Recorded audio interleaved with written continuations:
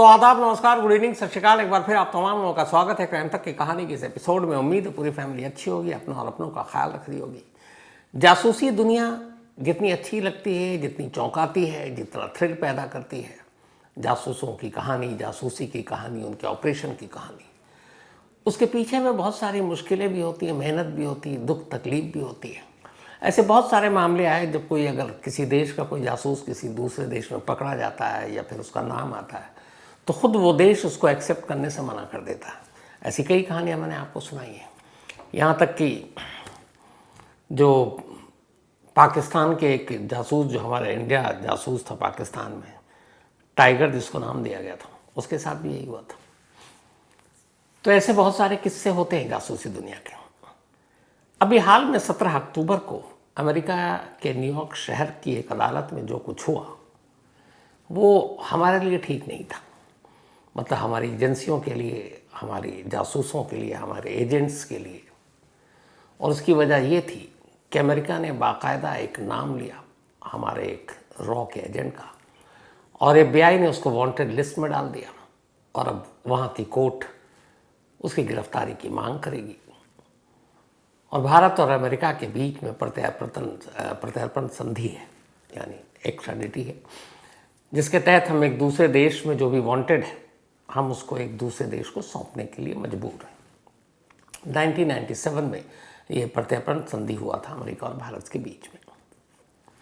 आज की कहानी एक ऐसी थ्रिलर है जिसको सुनने में बहुत अच्छा लगता है, लेकिन इसका क्लाइमैक्स बहुत बुरा हुआ है।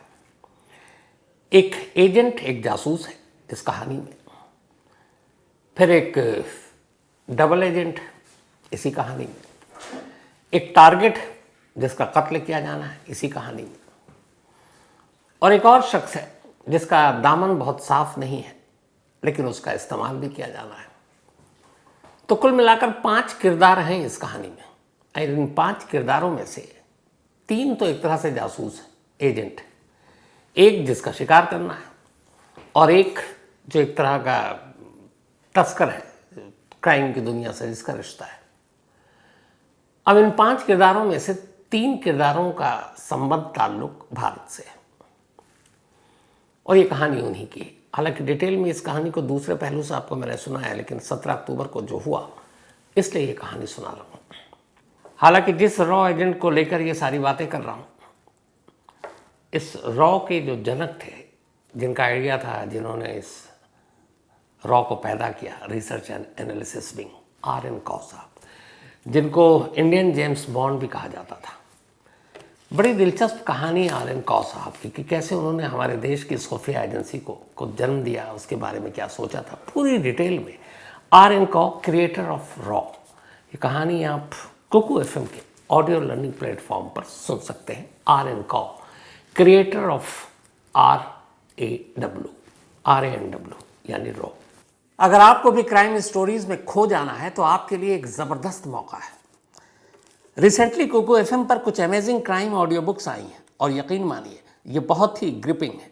चाहे आपको डिटेक्टिव मिस्ट्रीज, ट्रू क्राइम या थ्रिलर पसंद हो, कुकू FM पर सब कुछ मिलता है।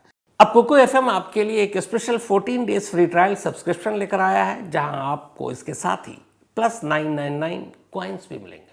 लेकिन ध्यान रहे, ये ऑफर सिर्फ पहले 500 लोगों के लिए अवेलेबल है। तो अगर आप इन थ्रिलिंग कहानियों में डूबना चाहते हैं तो देरी मत कीजिए।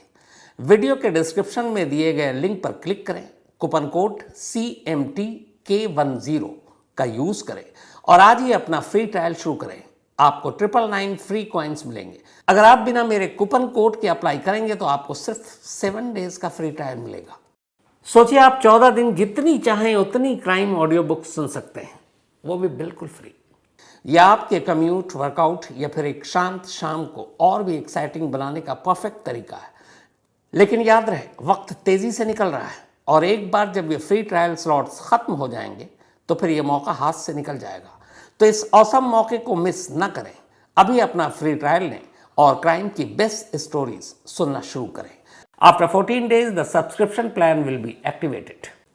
न्यूयॉर्क में यहाँ से जाने के बाद हमारा एक खालिस्तानी जो वांटेड है, खालिस्तानी टेररिस्ट गुरपतवंत सिंह पन्नू, ये अमेरिका में रहने लगा, वहाँ की नागरिकता मिल गई। अब ये था कि वहाँ से रहकर ये खालिस्तान मूवमेंट को जैसे तैसे चला रहा है। भारत सरकार ने, NIA ने इसको वांटेड लिस्ट में डाल रखा है, एक घोषित आतंकवादी बता रखा है। अब अमेरिका में जाकर उसको अमेरिका से बाहर लाना तो मुश्किल है, तो फिर एक नए तरीके से एक साजिश बुनी जाती है, वो ये कि पन्नू को अमेरिका में ही मार दिया जाए। ये सारी कहानी जो मैं सुना रहा हूँ, ये अमेरिका की जो सबसे बड़ी जांच एजेंसी है FBI, federal bureau of investigation, उसकी पूरी चार्जशीट और उसकी पूरी रिपोर्ट आई है, जिसका भारत सरकार ने खंडन किया है। लेकिन ये मामला वहाँ के कोर्ट में गया और कोर्ट की तरफ से ऑर्डर आया, तो उसी के बेस्ड पे ये पूरी कहानी है, FBI की चार्जशीट और अदालत ने जो उसको एक्सेप्ट किया।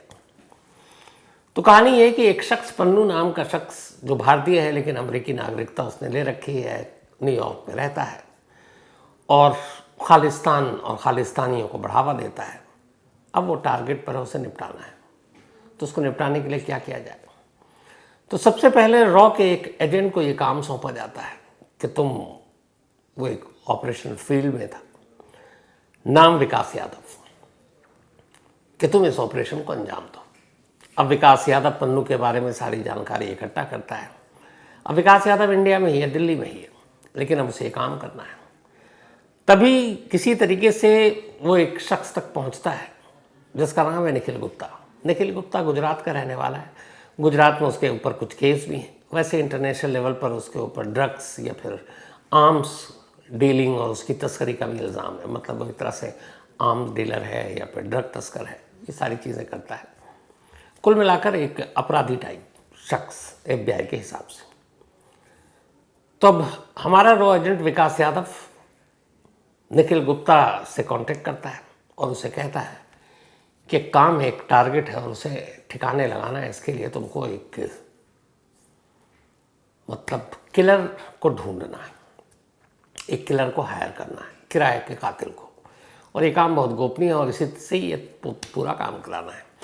अब ये शुरुआत होती है, ये पूरी 6 मई 2023 को, लास्ट ईयर, जब पहली बार विकास यादव निखिल गुप्ता से बात करता है। विकास यादव तो अपना नाम उसको अमानत बताता है, क्योंकि जासूस है, जासूसों के बहुत सारे नाम होते हैं, बहुत सारे पहचान होते हैं। हरियाणा का रहने वाला विकास यादव पहले CRPF में भी रहा। CRPF की एक बटालियन जिसमें 120-25 लोग थे, उसका वो सीनियर कमांडर भी रहा। और फिर वो होम मिनिस्ट्री के तहत आया, जहाँ से उसको रॉ में डिपोटेशन पे भेजा गया और वो रॉ के लिए काम कर रहा था, रिसर्च एंड एनालिसिस विंग, जो हमारी खुफिया एजेंसी है। तो 2023 6 मई को पहली बार विकास यादव और निखिल गुप्ता में बातचीत होती है और वो उसको अपना नाम बताता है अमानत और कहता है इसी नाम से ये नंबर और नाम सेव कर लो। अब इसके बाद बातचीत होती है कि एक टारगेट है, उसके लिए किलर ढूंढना है। अब ये सारी चीज़ें की कवायद शुरू होती है। अब निखिल गुप्ता को आगे का काम करना था। निखिल गुप्ता अब आगे का काम शुरू करता है। वो ढूंढ रहा है एक सुपारी किलर जो ये काम कर सके। करते करते, तलाश करते करते आखिर वो एक शख्स तक पहुंचता है, निखिल गुप्ता। और इस दौरान में लगातार व्हाट्सएप चैट, कॉलिंग, सब कुछ हो रहा है अपने रॉ एजेंट विकास यादव उधर निखिल गुप्ता के बीच में। अब ये सब होने के बाद एक रोज़ वो बताता है कि एक शख्स मिला है और वो काम करा देगा। उसने वादा किया है कि वो एक किलर को हमको मिलवाएगा किलर से।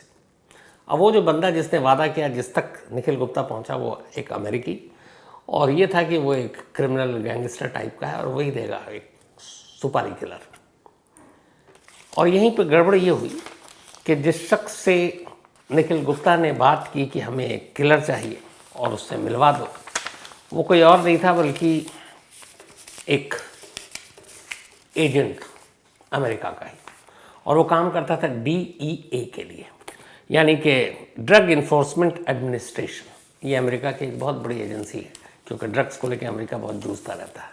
तो वो DEA के लिए काम कर रहा था, जिससे निखिल गुप्ता ने कांटेक्ट किया ये समझ कर कि ये कोई माफिया टाइप है, गुंडा टाइप है, ये हमारा काम करा देगा।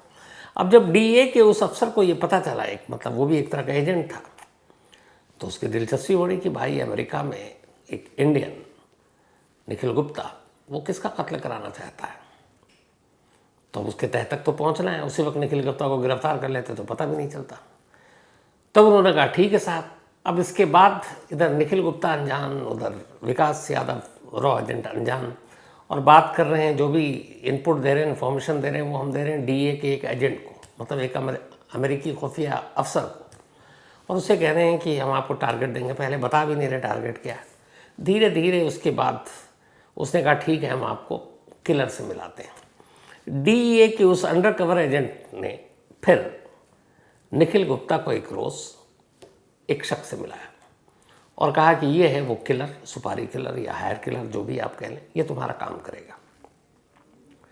अब इत्तेफाक से वो जो जिस शख्स को मिलाया था डीए के अफसर ने, वो भी एक एजेंट था, मतलब उसी डीईए के लिए, ड्रग इन्फोर्समेंट एडमिनिस्ट्रेशन के लिए वो अंडर कवर एजेंट के तौर पर काम करता था। यानी कि ऐसे लोग जो किसी ड्रग सिंडिकेट में भी घुस जाते हैं, कहीं भी चले जाते हैं, पता नहीं चलता है कि वो कौन है।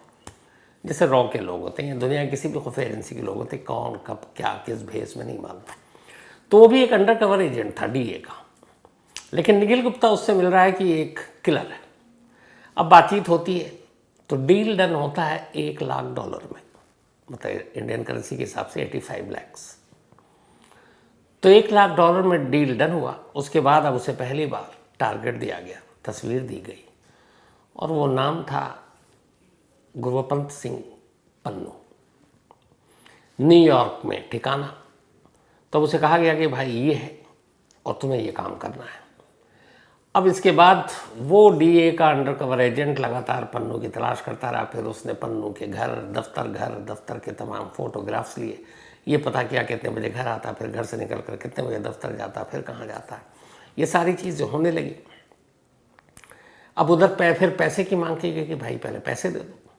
तो उन्होंने कहा कि देखो, अमेरिका में एक साथ इतने पैसे तो हम दे नहीं सकते, लेकिन हम तुम्हें पैसे देते हैं।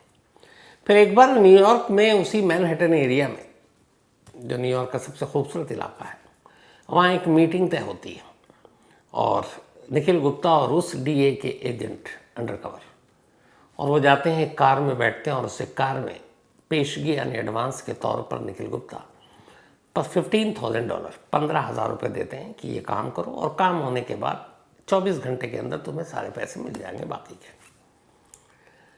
तो $1 लाख में तय हुआ था, $15 लाख एडवांस मिल गए।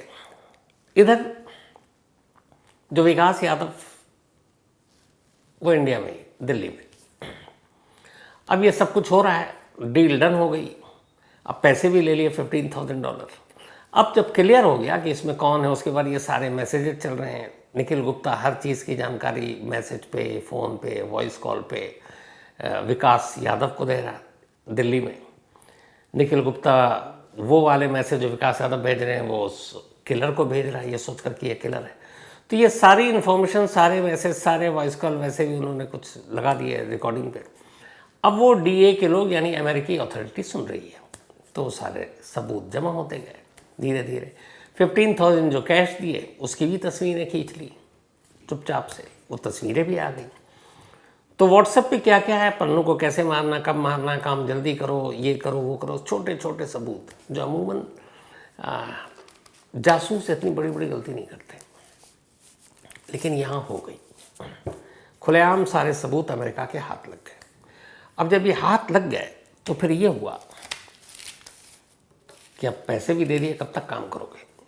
तो अमेरिका को लगा कि अब सबूत तो सारे हाथ आ चुके हैं कि निखिल गुप्ता और ये वो। इधर जिस दिन पन्नू को मारने के लिए उस किलर को जाना था, उससे एक दिन पहले, मतलब जिस दिन जाना था उस दिन ये एक अनसक्सेसफुल हो गया। होना ही था क्योंकि वो डीए का एजेंट था, मारता थोड़ी जानबूझकर। तो उसके बाद इधर निखिल गुप्ता को लगा कि अब अमेरिका में रहना भी ठीक नहीं है, क्योंकि हो सकता है पन्नू के मर्डर के बाद फंस जाइए। तो वहाँ से निकल कर और वो पहुँच गया रिपब्लिकन चेकोस्लोवाकिया। अब वो वहाँ है, इधर पन्नू को मारा नहीं गया, सबूत सारे आ गए। तो इधर पन्नू का पहला जो अटेम्प्ट था वो जाहिर सी बात है कंप्लीट तो होना नहीं था। अब निखिल गुप्ता अमेरिका से निकल गया और वो पहुंच गया चेक रिपब्लिक। इधर अमेरिका के पास सारे दस्तावेज थे, उसे मालूम था। अमेरिका ने चेक रिपब्लिक अथॉरिटी से कांटेक्ट किया और कहा कि हमारे यहाँ ऐसा ऐसा हुआ और निखिल गुप्ता को आप अरेस्ट कर लो। चेक रिपब्लिक में निखिल गुप्ता अरेस्ट हो गया। अरेस्ट करने के बाद उसे अमेरिका ले जाया गया, अमेरिका की कस्टडी में है वो उसी दिन से। अब ले जाकर उससे पूछताछ हुई। तब उससे पूछताछ और जितने सबूत पहले ही थे वो सारी चीज़ें इकट्ठा की। उसके बाद आया कि इसमें एक भारत सरकार का एक मुलाजिम भी शामिल है और आखिरकार उसका नाम आया विकास यादव के तौर पर। अब FBI ने पूरी चार्जशीट कोर्ट में दाखिल कर दी। 17 अक्टूबर को हमारे देश से 15 सदस्यीय टीम गई थी, जिसमें रॉ और बल्कि इसके भी थे अपने NSA के, जिसको डोभाल साहब लीड करते हैं। वहाँ कोर्ट में चार्जशीट पेश की गई और उस चार्जशीट के बाद वहाँ की जो कोर्ट है अमेरिका की, उसने उन सारी चीज़ों को एक्सेप्ट कर लिया। अब निखिल गुप्ता पहले से गिरफ्तार है अमेरिका में, बचा विकास यादव। FBI ने उसको वांटेड लिस्ट में डाल दिया। और अब ये है कि वहाँ की कोर्ट ने ये कहा कि एक तो हत्या की कोशिश के लिए साजिश रचना और एक मनी लॉन्ड्रिंग, अमेरिका में जो पैसे दिए गए थे वो पैसे 9 जून को दिए गए थे, 9 जून 2023 को मैनहट्टन में 15,000। तो अब हत्या की कोशिश के लिए अमेरिका में जो सजा है वो 10 साल है। हत्या की कोशिश की साजिश रची उसके लिए अलग से 10 साल है, और जो मनी लॉन्ड्रिंग है, जो पैसे दिए गए, उसके लिए 20 साल है। तो यानी तीनों को मिला दें तो 20, 10, 30, 10, 40 साल हो गए। अब ये हो गया। अब हमारे एजेंट विकास यादव का नाम आ गया 17 अक्टूबर को, हर जगह ये खबर छपी है। लेकिन इधर इस बीच में एक दूसरी कहानी होती है। जब निखिल गुप्ता पकड़ा गया और जब चार्जशीट बन रही थी और उसमें सारे नाम आ रहे थे, तो उसी वक्त पता था कि एक नाम विकास यादव का है जो हमारे एजेंट है।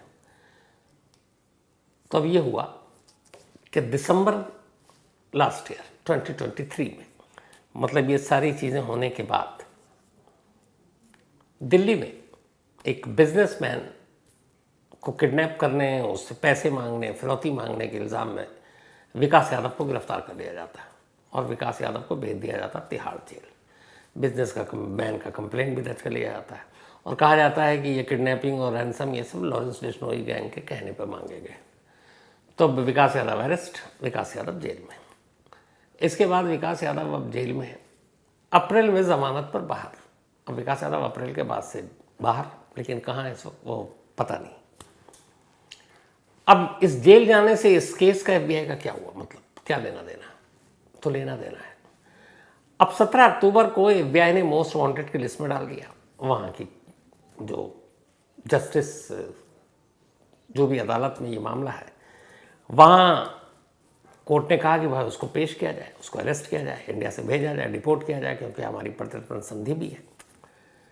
लेकिन दिसंबर में विकास यादव का पकड़ा जाना, अब विकास यादव को अमेरिका भेजने के बीच में एक रोड़ा बनेगा। वजह यह है कि जिस देश में जो क्राइम करता है और पहले कर लिया, तो अब उसके लिए सज़ा भी होगी। तो जब तक वो यहाँ की सज़ा पूरी नहीं करेगा, उसको दूसरे जुर्म की सज़ा के लिए कैसे भेज सकते हैं? तो अब उसने चूँकि इंडिया में जुर्म किया है, तो जब तक इंडिया में उसके जुर्म का फैसला नहीं हो जाता अदालत से, उसकी सज़ा नहीं हो जाए, और जो केस है विकास यादव पर, उसमें कम से कम 10 साल की सज़ा है, तो फिर इसका मतलब है अगले 10 साल से पहले विकास यादव को अमेरिका को नहीं सौंप सकते। तो इधर ये हो गया। उधर ये है कि वो मांगेंगे तो भी आप 10 साल से पहले दे नहीं सकते। 1997 का हम दोनों के बीच में समझौता ज़रूर है, लेकिन इस एक केस की वजह से जो दिसंबर में हुआ, अब विकास यादव को अमेरिका भेजने से बचाया जा सकता है। किसी एक देश या किसी भी देश के किसी खुफिया एजेंसी, किसी एजेंट को किसी देश को सौंपना अपने आप में बड़ी मतलब बेइज्जती की बात हो जाती है। तो इसलिए कई बार ऐसा होता है कि आप उस एजेंट से अपने आप को किनारा कर लेते हैं। हालांकि अभी ये है कि विकास यादव अब न रॉ के लिए है न भारत सरकार के लिए काम कर रहा है। बाकायदा ऑफिशियली बताया गया है कि विकास यादव जो था पहले बेशक CRPF में था, बेशक होम मिनिस्ट्री में था या एजेंसी में था, लेकिन अब वो भारत सरकार का मुलाजिम नहीं है। तो मतलब हमने उससे पल्ला झाड़ लिया। लेकिन ये केस अभी ख़त्म नहीं हुआ है, और उसकी वजह ये है कि अमेरिका के साथ जो हमारे रिश्ते हैं, अब उस रिश्ते में पन्नू और उधर वो कनाडा वाला निज्जर का मामला, जब ये 17 अक्टूबर को हुआ तो कनाडा ने फिर बोलना शुरू कर दिया कि ये निज्जर और पन्नू वाला एक ही मामला है, एक ही तरीके से एक ही लोगों ने इन सारी चीज़ों को ऑपरेशन का प्लान किया है, मास्टरमाइंड है। तो अब ये भी एक इंटरनेशनल इशू है। लेकिन कुल मिलाकर इस मामले में जिस तरीके से इस पूरे ऑपरेशन को अंजाम दिया गया, उससे बड़ी मतलब एक तरह से हमारी बदनामी भी हो गई, क्योंकि सबूत सारे दे दिए। जो हम बात कर रहे हैं, जो हम मैसेज कर रहे हैं, जो हम लिख कर दे रहे हैं, और जासूसी की दुनिया में ऐसा होना नहीं चाहिए, और वो सारे सबूत FBI के पास उन्होंने कोर्ट में पेश किए। जैसा आपको बताया ना, 9 जून को वो मैनहट्टन में जो पैसे दे रहे थे उस तक की तस्वीरें हैं, जो विकास दुबे और विकास यादव और निखिल गुप्ता के बीच सारी बातचीत है, व्हाट्सअप हो रही है, ऑडियो कॉल रिकॉर्डिंग है, वो सारे सबूत कोर्ट के अंदर पेश कर दिए गए थे। तो अब इस चक्कर में कोर्ट ने सीधे सीधे हमारे विकास यादव को वांटेड लिस्ट में डालकर और कहा है कि भैया भेजो। तो जासूसी की दुनिया, जैसे मैंने शुरू में आपसे कहा था ना कि थ्रिल, एडवेंचरस, सब कुछ अच्छा होता है, लेकिन इसका एक अफसोसनाक और दुखदाई पहलू ये भी है कि जब कई बार ऐसे सिचुएशन आते हैं तो खुद वो देश उसको ओन करने से मना कर देता है, और ऐसे बहुत सारे केसेस हुए।